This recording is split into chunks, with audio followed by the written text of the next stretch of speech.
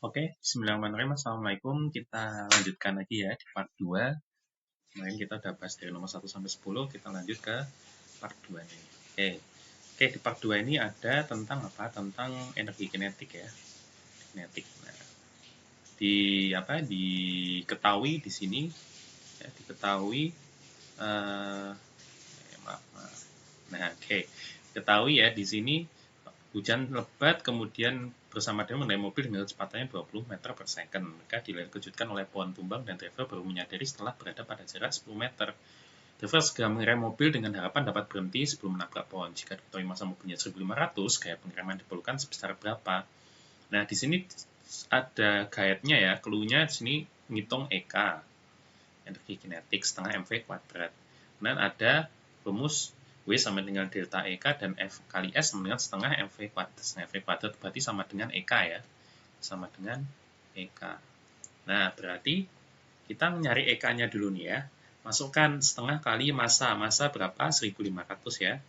Massa. Kemudian V-nya kecepatannya 20 ya. Dikuadratkan. Berarti setengah kali 19 kali 20 kali 20. Hasilnya 300.000 Joule. Nah, karena dia gaya pengereman, berarti kan gaya itu apa? Gaya itu F. Berarti kita pakai rumus yang ini nih. F kali S sama dengan setengah MV kuadrat. Setengah MV kuadrat dia apa? EK. Berarti F kali S sama dengan EK. F kali yang dicari F berarti S-nya berapa tadi? Jaraknya 10 meter kan? S itu jarak, berarti F kali 10 sama dengan 300.000. F sama dengan 300.000 dibagi 10 ya. Coret, nolnya coret, berarti tinggal berapa? 30.000. 10.000 Newton. Nah, berarti jawabannya yang C. Oke, kita lanjut nomor 12. Nomor 12 ini tentang bidang miring ya. Di sini pernyataannya tentang keuntungan mekanik. Berarti kita langsung aja. Keuntungan mekanik bidang miring tuh sisi miring dibagi sisi tegaknya. S per H. Kita hitung dulu nih. Pekerja 1 dan pekerja 2. Pekerja 1 dia 5, sisi miringnya tegaknya 3. Berarti 5 per 3. Kemudian yang ini 4 per 3. Nah, 5 per 3 dengan 4 per 3 lebih gede mana? Kue 5 dibagi 3, kue 4 dibagi 3. Masih besar kue 5 dibagi 3. Berarti pekerja 1 lebih besar keuntungan mekaniknya. Nah, berarti yang nomor 2 benar, nomor 1 salah. Kemudian gaya yang dikeluarkan. Keuntungan mekanik semakin dia besar, berarti gayanya semakin kecil. Makanya keuntungan mekanik. Jadi gayanya semakin, jadi bebannya sama, tapi gaya yang dibutuhkan semakin kecil. Nah, kalau keuntungan mekaniknya semakin besar, berarti F-nya semakin kecil. Berarti kalau logikanya, berarti yang pekerja 1, F-nya lebih kecil dari yang pekerja 2. Yang dikeluarkan pekerja 1 lebih kecil dari pekerja 2. 2 dan 3. Ini 2 dan 3 ya. Bukan 1 dan 3, maaf. Ini 2 dan 3. Ya, 1 dan 3. Oke, kita lanjut ke nomor 13. Oke, nomor 13 ini tentang infus ya. Infus dia memanfaatkan tekanan zat cair. Rumusnya apa? Rumusnya rho GH. Rho GH ya didapat mencari tekanan ya, P tekanan. Nah, kita berarti suruh nyari tekanan infusnya kan supaya tekanannya tuh ada, supaya dia infusnya bisa masuk ya, nggak malah keluar, balik lagi ke tabung infusnya. Nah, berarti disuruh nyari apa? Disuruh nyari tinggi infusnya kan, berarti H-nya. Nah, P-nya diketahui Pascal ya. Salah satu satuan untuk tekan adalah Pascal. Berarti P sama dengan rho GH. 11.970 sama dengan rho. Rho itu massa jenis. Massa jenisnya ya sudah diketahui kan. 1050 kg per meter kubik. Kemudian dikali GG, gravitasi 10, konstan ya, kali H. Yang dicari adalah H-nya ya. Ya udah, masukkan, nanti ketemu 11.970 sama dengan 10.500 dikali H. Berarti H sama dengan 11.970 dibagi 10.500, hasilnya 1,14 meter, dijadikan senti, komanya mundur 2, jadi 114 senti. Nah, harus lebih dari 114 senti. Kita lanjut. Nomor 14, ini tentang gelombang dan getaran. Di sini ya sudah ada infografisnya, diketahui kecepatan segini, kedalaman segini, panjang gelombang segini. Nah, Kesimpulan dapat diambil dari infografis tentang tsunami tersebut, makin mendekati daratan, maka nah, yang A kita tes ya, kecepatan gelombang merambat makin rendah. Dekat dengan daratan, dan berarti kan kedalamannya makin makin cetek ya, ini 10 meter makin dekat pantai. Kecepatannya berkurang 36, panjang gelombangnya juga berkurang. Berarti panjang gelombang merambat, berarti kecepatannya ya, maksudnya kecepatannya makin rendah, berarti betul ya. Dari yang dalam 900 jadi 36, berarti jawabannya yang A. Amplitudenya dia makin panjang gelombang air laut makin besar. Kenapa salah? Harusnya dia makin kecil nih. Dari 282 jadi 10,6. Amplitudo gelombang makin kecil. Amplitudo itu yang mana ini nih?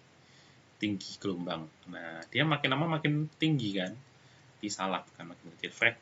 Frekuensi didapat dari kecepatan F sama dengan V bagi lambda atau panjang gelombang. 943 bagi 282 hasilnya 3,3. Terus saya cek juga 36 bagi 10,6 3,3. Itu frekuensinya sama. Bukan semakin besar. Jadi yang tepat adalah A. Kita lanjut nomor 15. Ini tentang resonansi ya. Resonansi berarti nanti kita pakai rumus lambda V per F ya. Atau ln ya, ln ke berapa, misalkan ln ke 1 berarti 1/4 lambda, ln kedua 3/4 lambda, ln. Nah, di sini disuruh nyari apa? Panjang kolom udara atau ln-nya. Nah, dicari ln. Berarti kalau cari ln harus tahu lambdanya kan, ln sama dengan 1/4 lambda, 3/4 lambda dan seterusnya. Nah, ln rumusnya kan 1/4 lambda, 3/4 lambda. Nah, cara nyari ln-nya berarti harus tahu lambda. Lambda nggak diketahui, tapi diketahui apa? Frekuensi. Terus diketahui cepat rambat udara. Berarti V sama F-nya diketahui. Rumusnya apa? Kita ambil segitiga begini ya. Maaf, terlalu kecil. Segitiga. Yang atas adalah V.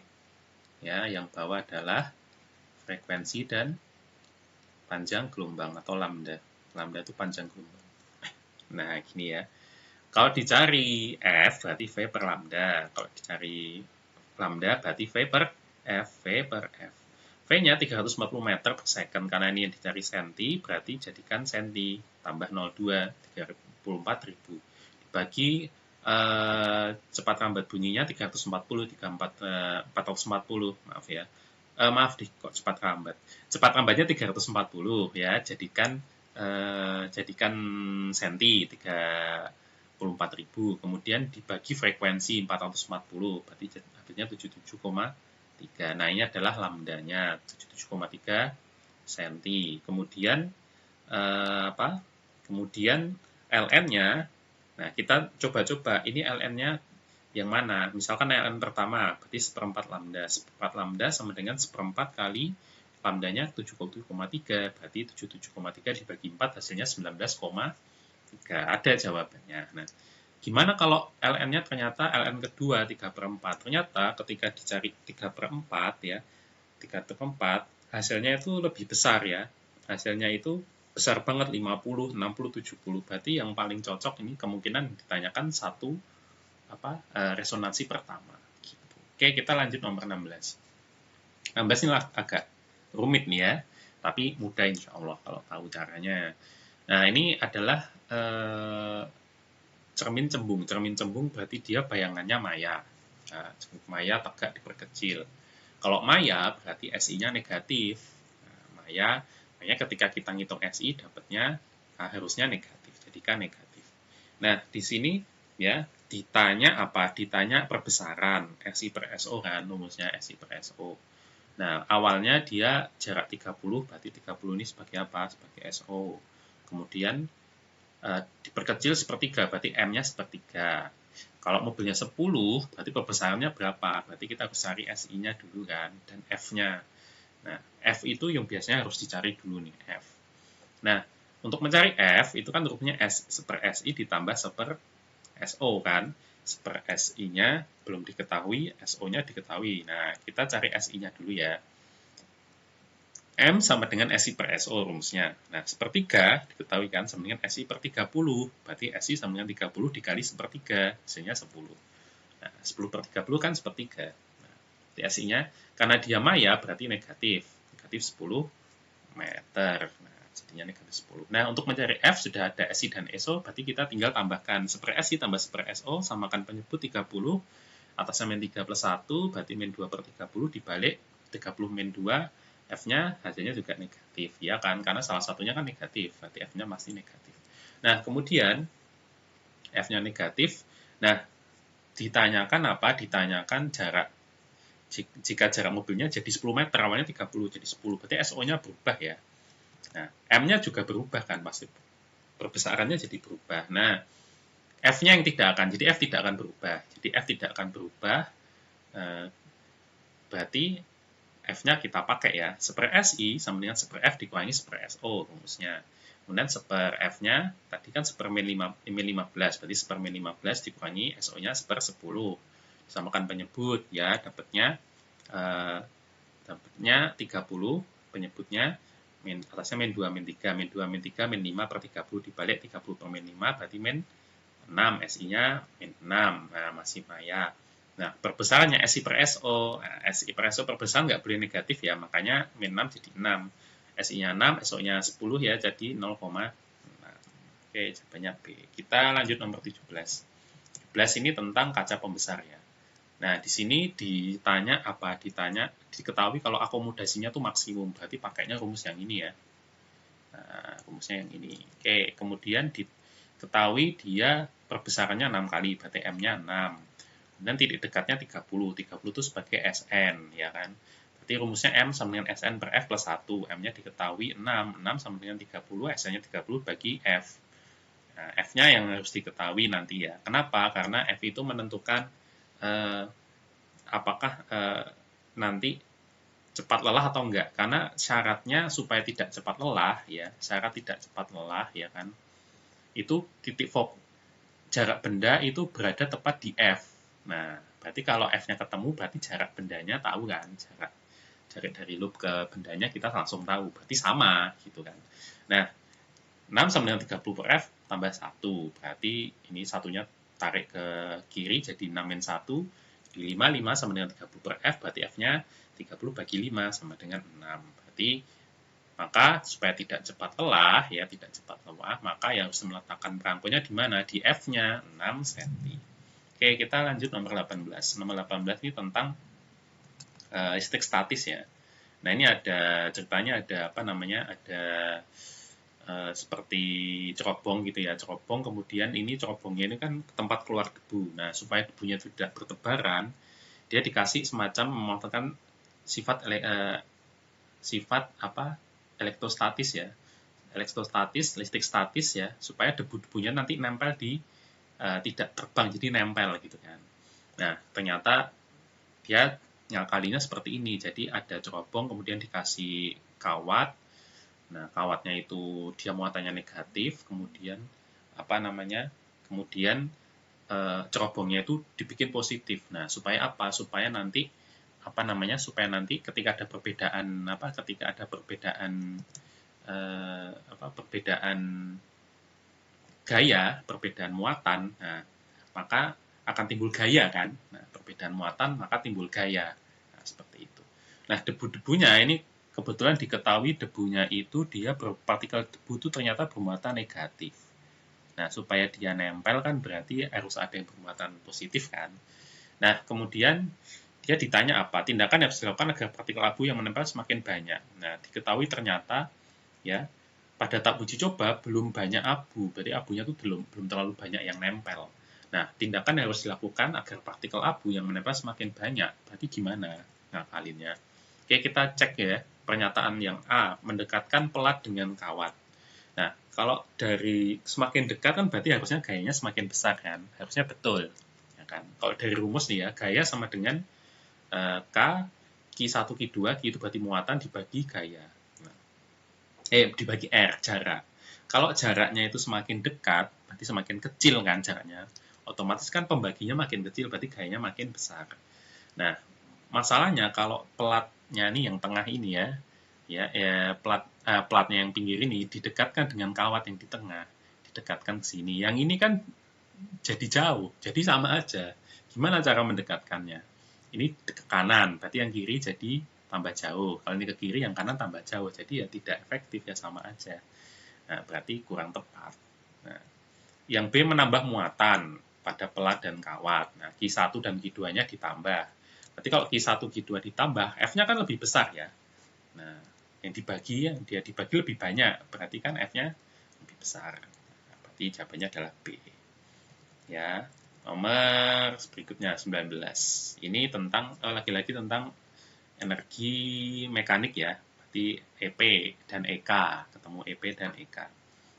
Nah, di sini ya ada gambar, di sini gambarnya diketahui ada generator, kemudian ini ngambil dari air sungai, ya, kemudian air sungainya digelincirkan ke bawah, terus diputer dengan turbin. Nah, ini kan ada kecepatan kan di sini, berarti kecepatannya akan memutar turbinnya.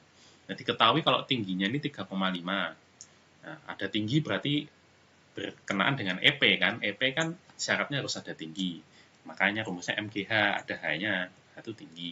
Nah, kemudian yang ditanya apa? Energi kinetik yang dihasilkan untuk menggerakkan turbin. Nah, EK di sini berapa berarti ya kan? Nah, ini logikanya di sini kalau ini diketahui EP ya, kenapa harus diketahui tinggi? Karena disuruh nyari EK, ngapain diketahui H? Nah, berarti ada hubungannya dengan mencari EP dulu. Kenapa? Karena asumsinya ketika di sini ya kan, ketika dia posisi di sini, ya kan ini anggap saja ini permukaan tanahnya di sini. Berarti kan EP kalau pas posisi di sini EP-nya 0. Berarti yang tersisa tinggal apa? EK kan. Berarti ya, ketika EP-nya 0, berarti yang tersisa dengan EK. Berarti energi mekaniknya sama dengan EK. Nah, pas posisi di sini, dia asumsinya tidak ada EK karena airnya masih belum ada kecepatan. Berarti hanya ada EP. Berarti EM sama dengan EP. Nah, di sini berarti posisinya EM sama dengan EP. EM sama dengan EP. Ya. EP. Nah, EM sama dengan EP. Berarti EM, masih ingat EM itu sifatnya, EM itu tidak pernah berubah. Mau EM di sini atau di sini tidak pernah berubah. Berarti EM itu nilainya selalu sama. Berarti kalau EM sama dengan EP, di sini EM sama dengan EK, ya berarti EP itu sama dengan EK. Nah, di sini berarti nilai EP itu sama dengan EK. Berarti dengan mencari EP di sini, berarti kita sudah otomatis dapat EK.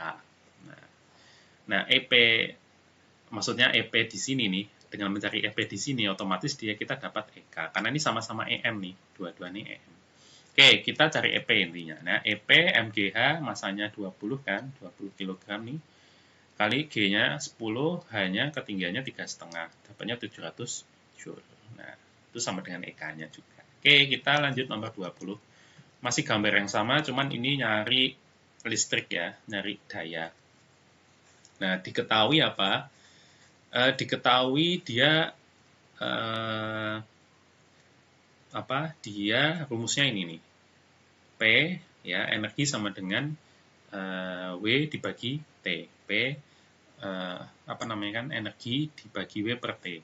W per T. Nah, energi P itu satuannya watt. Nah, W itu satuannya joule. T itu waktu ya kan, satuan waktu.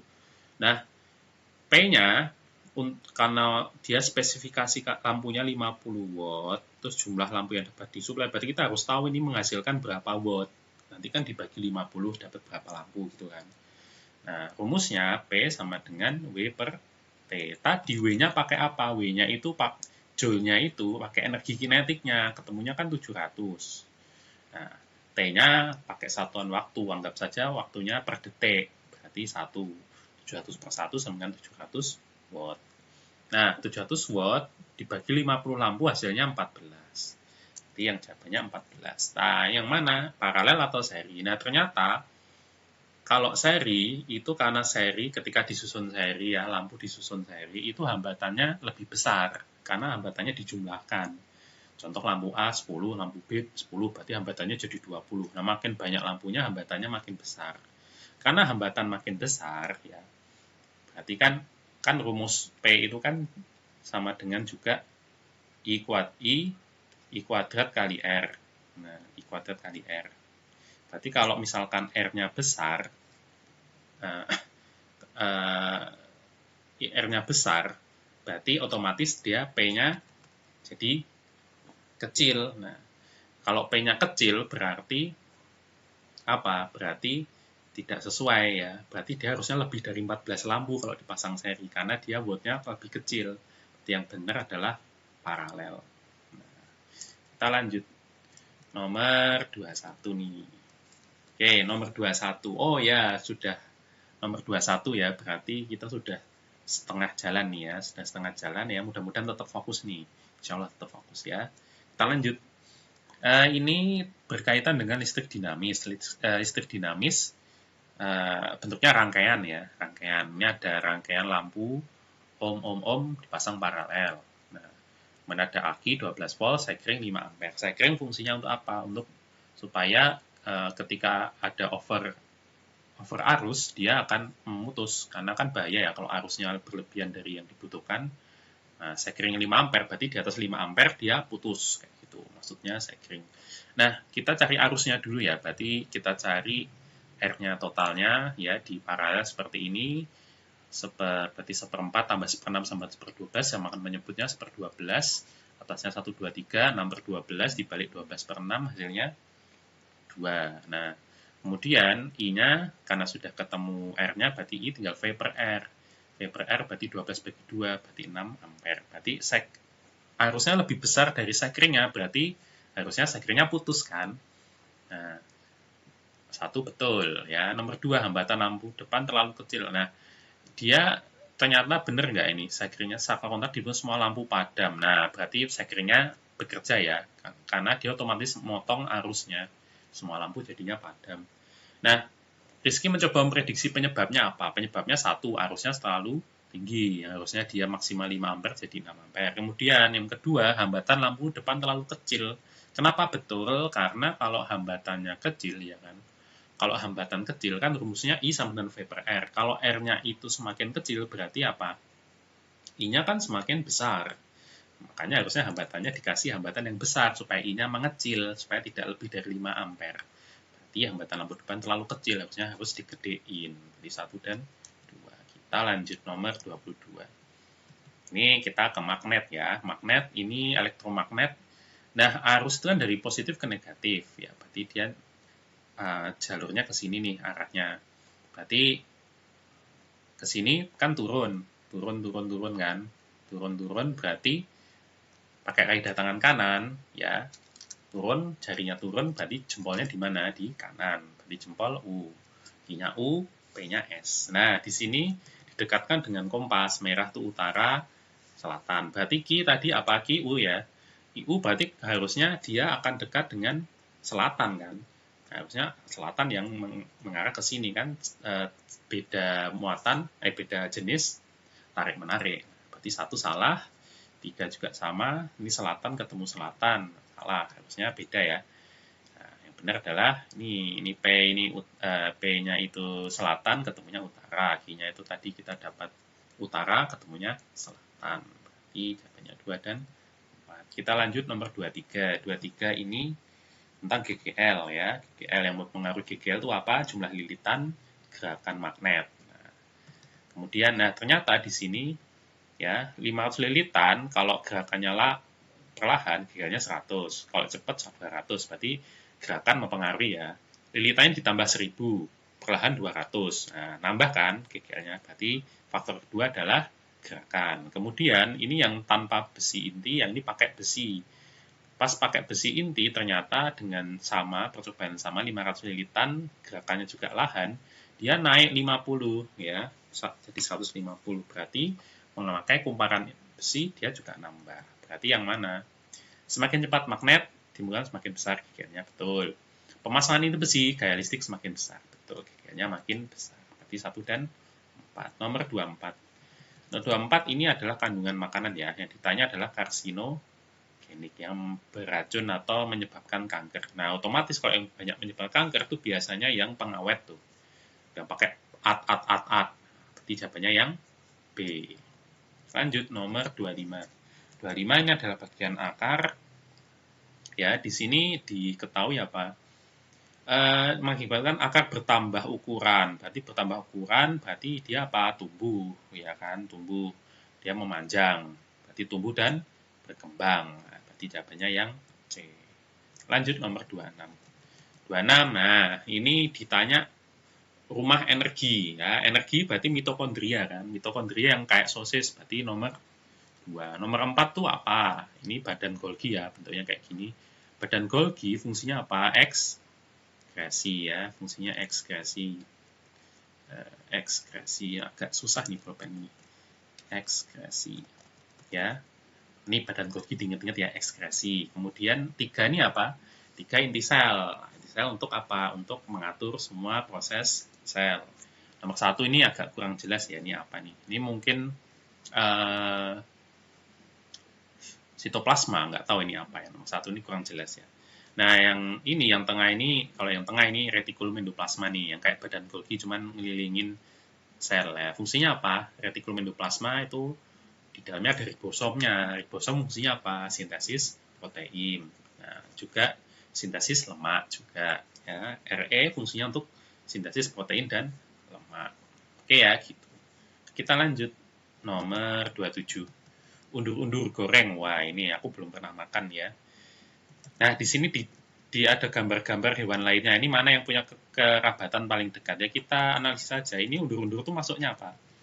Apakah crustacea ya, kingdomnya, atau insekta? Kalau insekta ya atau serangga itu ciri paling gampang tuh kakinya 3 pasang. Sementara kalau di undur ini ternyata dia punya sepasang kaki 5, berarti dia masuknya ke crustacea nih, udang dan kepiting, dia satu kerabat. Sama undur-undur.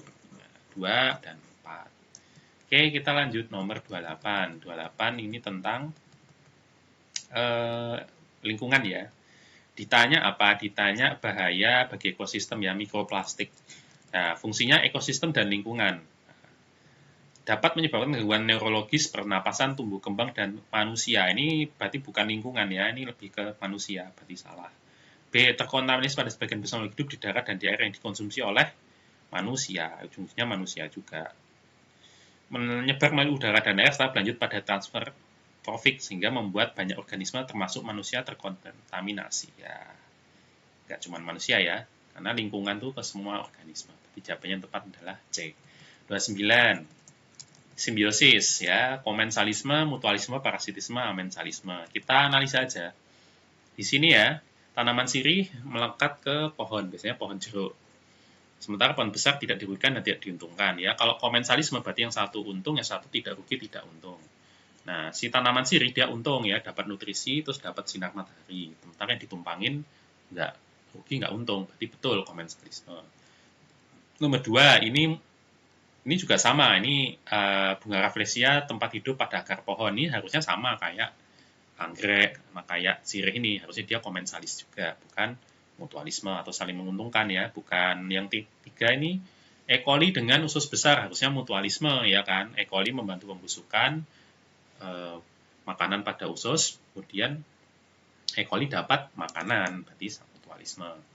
4. Amensalisme. Apa tuh amensalisme? Amensalisme yang satunya rugi, yang satunya tidak untung, tidak rugi. Jadi temannya komensalis, kalau komensalis yang satunya untung, tapi yang satunya tidak untung, tidak rugi, tidak ngaruh. Kalau amensalis yang satunya rugi, yang satunya tidak untung, tidak rugi. Nah, contohnya gulma di padi ya. Kalau gulma dia itu merugikan padi kan, karena merebut zatnya padi ya. Alang-alang ini merebut zatnya padi. Tapi bagi gulma, apakah dengan adanya padi itu dia untung? Enggak. Ya tidak untung, tidak rugi juga, ya kan. Atau mungkin harusnya rugi ya, karena kan rebutan. Nah, tapi di sini kemungkinan ya yang paling tepat adalah amensalis. Jawabannya 1 dan 4. Lanjut nomor 30 ya. Nah, ini tentang otot nih.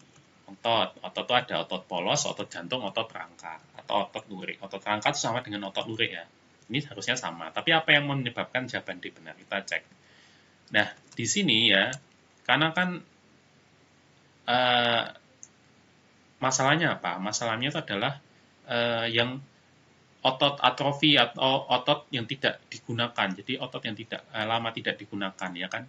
Ternyata kalau otot itu lama tidak digunakan ya, di sini lama tidak digunakan, ternyata otot itu akan menyusut.